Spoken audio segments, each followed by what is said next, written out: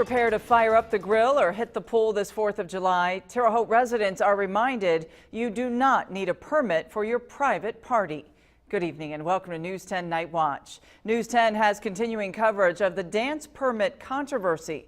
News 10's Heather Good first brought you the story earlier this year. She's live in front of City Hall, where later this week the council will discuss changes to the ordinance. A committee has been addressing this issue for the past month, and they've come up with 4 changes to this ordinance. The first change is the name. A committee of concerned citizens, council members, and law enforcement have some proposed changes to the dance permit ordinance.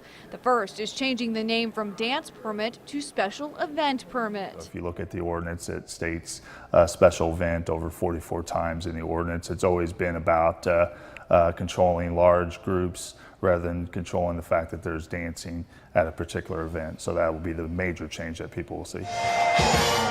The second change is for reoccurring public events like the Blues at the Crossroads. If someone has an event weekly, monthly, yearly, they won't have to redo a permit. It'd be just a one-time fee. Councilman Nasser explains the third change deals with liability insurance. Instead of a $5 million policy, hosts would just need $1 million.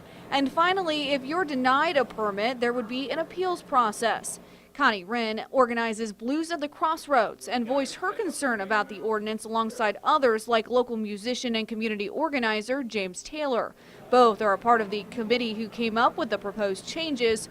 Wren says she supports the new plan. Taylor still questions if the ordinance is needed, but says the conversation has been positive. So I think that this is where government has worked with the people that it affects a lot and come up with a solution that's going to, again, help keep our community safe and allow people to have events throughout our community.